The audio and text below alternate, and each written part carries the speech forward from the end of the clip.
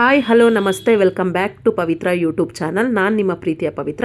ಇವತ್ತು ನಾನು ಚಿಕನ್ ಗೀ ರೋಸ್ಟ್ನ ಮಾಡಿದ್ದೀನಿ, ಹಾಗೆ ಅದ್ರ ಜೊತೆ ಗೀ ರೈಸ್ ಕೂಡ ಮಾಡಿದ್ದೀನಿ. ನಾನು ಇದನ್ನು ಹೇಗೆ ಮಾಡಿದ್ದೀನಿ ಅಂತ ನಾನು ನೆಕ್ಸ್ಟು ಸ್ಟೆಪ್ಪಲ್ಲಿ ಹೇಳ್ಕೊಡ್ತೀನಿ. ಗೀ ರೋಸ್ಟ್ ಜೊತೆ ಗೀ ರೈಸ್ನ ತಿಂತಾಯಿದ್ರೆ ಕಳೆದೋಗ್ಬಿಡ್ತೀರಾ, ತುಂಬಾ ಟೇಸ್ಟ್ ಚೆನ್ನಾಗಿರುತ್ತೆ. ಏಕೆಂದರೆ ಬರೀ ತುಪ್ಪ ಹಾಕಿ ಮಾಡಿರೋದ್ರಿಂದ. ಇದಕ್ಕೆ ಏನೇನು ಬೇಕು ಇಂಗ್ರೀಡಿಯೆಂಟ್ಸ್ ಅಂತ ನೋಡೋಣ ಬನ್ನಿ.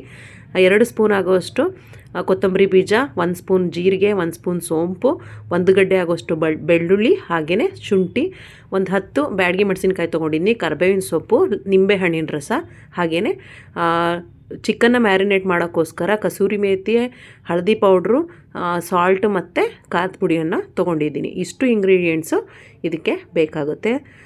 ಆಗ ಅರ್ಧ KGಯಷ್ಟು ಚಿಕನ್ನ ನಾನು ತೊಳೆದಿಟ್ಕೊಂಡಿದ್ದೀನಿ. ಅದಕ್ಕೆ ಇವಾಗ ನಾನು ಮಸಾಲೆ ಪೌಡ್ರುಗಳನ್ನ ಆ್ಯಡ್ ಮಾಡ್ತಾಯಿದ್ದೀನಿ. 1 ಸ್ಪೂನ್ ಆಗುವಷ್ಟು ಖಾರದ ಪುಡಿ. ಇದು ನೀವು ಮತ್ತೆ ಗುಂಟೂರು ಮೆಣಸಿನ್ಕಾಯಿನೂ ತೊಗೊಂಡಿರ್ತೀರ, ನೋಡಿಕೊಂಡು ಹಾಕ್ಕೊಳ್ಳಿ. ಮತ್ತು ಸಾಲ್ಟನ್ನ ಆ್ಯಡ್ ಮಾಡ್ತಾಯಿದ್ದೀನಿ. ಹಾಗೆಯೇ ಹಳದಿ ಪೌಡ್ರು ಕೂಡ ನಾನು ಆ್ಯಡ್ ಮಾಡ್ತಾಯಿದ್ದೀನಿ. ನಿಮಗೆ ನೋಡಿಕೊಂಡು ಹಾಕ್ಕೊಳ್ಳಿ. ಸಾಲ್ಟು ಎಲ್ಲ ಮತ್ತೆ ಹಾಕ್ಬೋದು. ಇದು ಮತ್ತು ಇದಕ್ಕೆ ಕಸೂರಿ ಮೇಥಿ ಹಾಕೋದ್ರಿಂದ ತುಂಬಾ ಟೇಸ್ಟ್ ಬರುತ್ತೆ. ಆ ಕಸೂರಿ ಮೇಥಿ ಸ್ಮೆಲ್ ಕೂಡ ತುಂಬಾ ಚೆನ್ನಾಗಿರುತ್ತೆ. ಇಷ್ಟು ನಾನು ಇಂಗ್ರೀಡಿಯೆಂಟ್ಸ್ನ ಹಾಕ್ಕೊಂಡಿದ್ದೀನಿ. ಹಾಗೆ ಇದಕ್ಕೆ ಮೊಸರು ಏನು ಎತ್ತಿಟ್ಕೊಂಡಿದ್ದೆ ಆ ಮೊಸರನ್ನ ಒಂದು 5ರಿಂದ 6 ಸ್ಪೂನಷ್ಟು ಸೇರಿಸ್ಕೊತಾ ಇದ್ದೀನಿ. ಇನ್ನು ಜಾಸ್ತಿ ಹಾಕೊಳ್ಳೋರು ಹಾಕೋಬೋದು, ಕ್ವಾಂಟಿಟಿ ನೋಡಿಕೊಂಡು ಹಾಕ್ಕೊಳ್ಳಿ. ಹಾಗೆಯೇ ಇದಕ್ಕೆ ನಾನು ನಿಂಬೆಹಣ್ಣಿನ ರಸ ಕೂಡ ಸೇರಿಸ್ಕೊತಾ ಇದ್ದೀನಿ. ಅರ್ಧ ನಿಂಬೆಹಣ್ಣು ಆದರೆ ಸಾಕಾಗುತ್ತೆ. ಇಷ್ಟನ್ನು ಸೇರಿಸ್ಕೊಂಡು ನಾನು ಚೆನ್ನಾಗಿ ಅದನ್ನು ಮಿಕ್ಸ್ ಮಾಡ್ತಾಯಿದ್ದೀನಿ. ಚೆನ್ನಾಗಿ ಕಲಸಿಡಬೇಕು. ಒಂದು ಅರ್ಧ ಗಂಟೆ ಇಲ್ಲ 3/4 ಗಂಟೆ ಅಷ್ಟಾದರೂ ನಾವು ಇದನ್ನು ಮ್ಯಾರಿನೇಟ್ ಮಾಡಬೇಕಾಗುತ್ತೆ. ಆಗ ನಾನು ನಿಂಬೆಹಣ್ಣಿನ ರಸ ಕೂಡ ಸೇರಿಸ್ಕೊತಾ ಇದ್ದೀನಿ. ಅರ್ಧ ನಿಂಬೆಹಣ್ಣು ತೊಗೊಂಡಿದ್ದೆ, ಅದರ ರಸನ ಸೇರಿಸ್ಕೊತಾ ಇದ್ದೀನಿ. ಇದಕ್ಕೆ ಟೊಮೊಟೊ ಆಗಲಿ ಈರುಳ್ಳಿ ಆಗಲಿ ಯಾವುದನ್ನು ನಾನು ಆ್ಯಡ್ ಮಾಡ್ತಾಯಿಲ್ಲ. ನೀವೇ ನೋಡಿ, ನಾನು ಡ್ರೈ ರೋಸ್ಟ್ ಮಾಡಿ ಎಲ್ಲನೂ ಹುರಿದ್ಬಿಟ್ಟೇ ಮಾಡ್ತಾಯಿರೋದು. ಟ್ರೈ ಮಾಡಿರೋದು ನಾನು ಹೊಸ್ದಾಗಿ. ಇದನ್ನು ಒಂದು ಪ್ಲೇಟ್ನ ಮುಚ್ಚಿಬಿಟ್ಟು ಇದು ಮ್ಯಾರಿನೇಟ್ ಆಗೋಕ್ಕೆ ಬಿಟ್ಬಿಡೋಣ ಒಂದು 3/4 ಗಂಟೆ. ಇದಾದಮೇಲೆ ನಾನಿವಾಗ ಏನು ಇಂಗ್ರೀಡಿಯೆಂಟ್ಸ್ ತೋರಿಸಿದ್ದೆ ಅದನ್ನು ಒಂದೊಂದು ಹಾಗೇ ಒಲೆ ಮೇಲೆ ಬಾಣಲಿನ ಇಟ್ಕೊಂಡು ಹುರ್ಕೋತಾ ಇದ್ದೀನಿ. ನೀಟಾಗಿ ಹುರ್ಕೋಬೇಕು. ತುಂಬ ಸೀಸಕ್ಕೆಲ್ಲ ಹೋಗಬೇಡಿ, ಅದು ತಳ ಹಿಡಿದ್ರೆ ಚೆನ್ನಾಗಾಗಲ್ಲ, ಸ್ಮೆಲ್ಲು ಸಹ ಚೆನ್ನಾಗಿ ಬರಲ್ಲ, ಟೇಸ್ಟು ಹೊರ್ಟೋಗ್ಬಿಡುತ್ತೆ. ನೋಡಿಕೊಂಡು ಮೀಡಿಯಮ್ ಸೈಜಲ್ಲೇ ಹುರ್ಕೊಳ್ಳಿ. ಕೊತ್ತಂಬರಿ ಬೀಜ ಹುರಿದಾದ್ಮೇಲೆ ಈಗ ಬ್ಯಾಡಗಿ ಮೆಣಸಿನ್ಕಾಯಿನ ಸೇರಿಸ್ಕೊತಾ ಇದ್ದೀನಿ. ಬ್ಯಾಡಗಿ ಮೆಣಸಿನ್ಕಾಯಿ ಹಾಕೋದ್ರಿಂದ ಚಿಕನ್ ಗೀ ರೋಸ್ಟು ತುಂಬಾ ಚೆನ್ನಾಗಿ ಕಲರ್ ಬರುತ್ತೆ, ಹಾಗೆಯೇ ಟೇಸ್ಟು ಚೆನ್ನಾಗಾಗುತ್ತೆ. ಇದೇನು ತುಂಬ ಖಾರ ಇರಲ್ಲ. ನಿಮಗೆ ಬೇಕಂದರೆ ಗುಂಟೂರು ಮೆಣಸಿನ್ಕಾಯಿನ 1-2ನ ಸೇರಿಸ್ಕೋಬೋದು.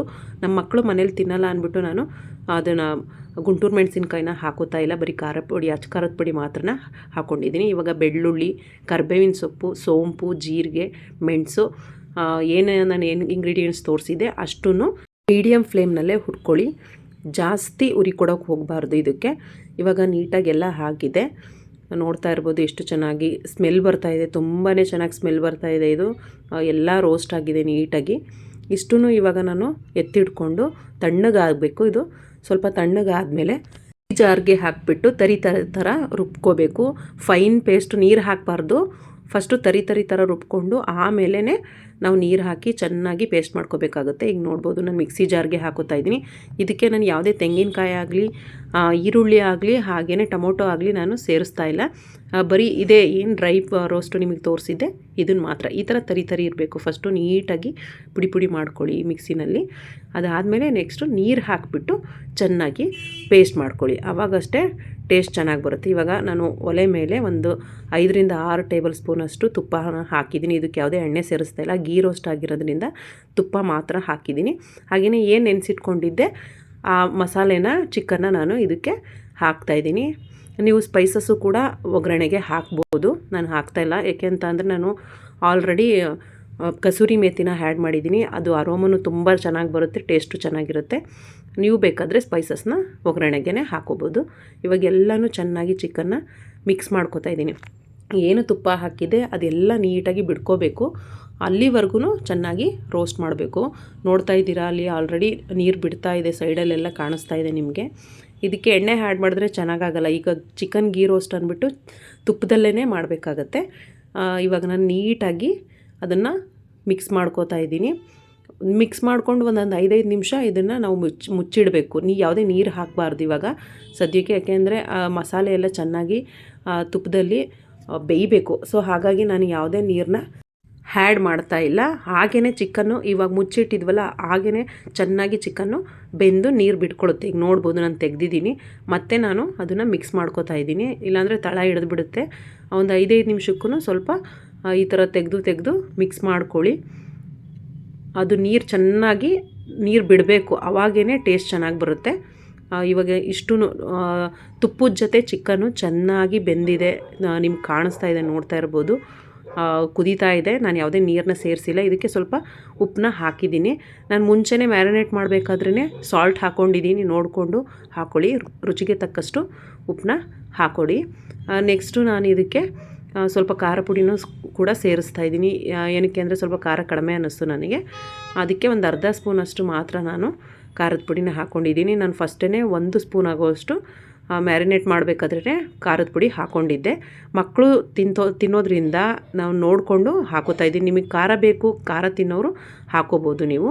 ಇನ್ನೂ ನೀವು ಮೆಣಸನ್ನು ಕೂಡ ಇದಕ್ಕೆ ಜಾಸ್ತಿನೇ ಸೇರಿಸ್ಕೋಬೇಕಾಗುತ್ತೆ. ಏನು ಇವಾಗ ಫೈನ್ ಪೇಸ್ಟ್ ಮಾಡಿಟ್ಕೊಂಡಿದ್ದೆ ಅದನ್ನು ನಾನು ಚಿಕನ್ ರೋಸ್ಟ್ಗೆ ಹಾಕೋತಾ ಇದ್ದೀನಿ.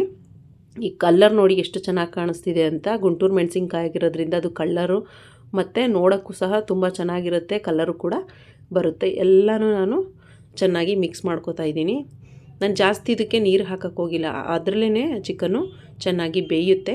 ಮತ್ತು ಒಂದು 5 ನಿಮಿಷ ಇದನ್ನು ನೀವು ಮುಚ್ಚಿಡಬೇಕಾಗತ್ತೆ. ಇದು ಬಾಯ್ಲ್ ಆಗಬೇಕು, ಚೆನ್ನಾಗಿ ಬಾಯ್ಲ್ ಆಯಿತು ಅಂದರೆ ನಿಮಗೆ ಟೇಸ್ಟು ಕೂಡ ತುಂಬಾ ಚೆನ್ನಾಗಿ ಬರುತ್ತೆ.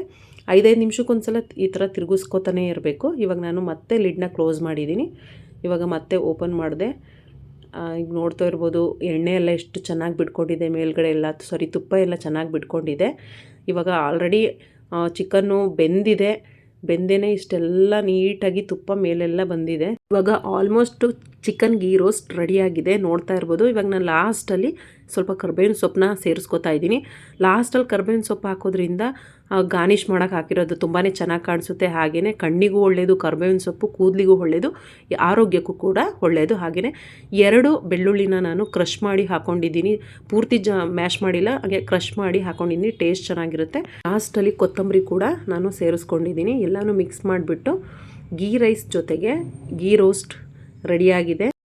ಸಂಡೇ ಅಂದ್ರೇ ನನ್ನ ಮಕ್ಕಳಿಗೆ ಸ್ಪೆಷಲು, ಯಾಕೆ ಅಂದರೆ ನಾನ್ ವೆಜ್ ಡೇ. ಅವರಿಗೆ ಪ್ರೀತಿಯಿಂದ ಏನೇ ಮಾಡಿಕೊಟ್ರು ಮನಸ್ಫೂರ್ತಿಯಾಗಿ ತಿಂತಾರೆ. ಅದಕ್ಕೆ ನನಗೆ ಖುಷಿಯಾಗುತ್ತೆ ಏನೇ ಮಾಡ್ಕೊಡೋಕ್ಕೂ. ಸ್ವಲ್ಪ ಖಾರ ಕಡಿಮೆ ಮಾಡಿಕೊಟ್ರೆ ತುಂಬಾ ಇಷ್ಟಪಟ್ಟು ತಿಂತಾರೆ. ಇವಾಗ ಚಿಕನ್ ಗೀ ರೋಸ್ಟ್ ಜೊತೆ ಗೀ ರೈಸ್ ಸವಿಯಲು ಸಿದ್ಧ. ಹಾಗೆಯೇ ತುಂಬಾ ಸಾಫ್ಟಾಗಿ ಬೆಂದಿದೆ, ನೋಡ್ತಾ ಇರ್ಬೋದು. ಇಲ್ಲಿ ನಾನು ಯಾವುದೇ ಮಸಾಲೆಗಳನ್ನ ಜಾಸ್ತಿ ನಾನು ಸೇರಿಸ್ಕೊಂಡಿಲ್ಲ. ನಿಮ್ಮ ಮನೇಲಿ ಯಾವ ರೀತಿ ಚಿಕನ್ ಗೀ ರೋಸ್ಟ್ ಮಾಡ್ತೀರಾ ಕಮೆಂಟ್ ಬಾಕ್ಸಲ್ಲಿ ತಿಳಿಸಿ. ಹಾಗೆಯೇ ನನ್ನ ಯೂಟ್ಯೂಬ್ ಚಾನಲ್ನ ಸಬ್ಸ್ಕ್ರೈಬ್ ಮಾಡಿ, ಲೈಕ್ ಮಾಡಿ, ಶೇರ್ ಮಾಡಿ.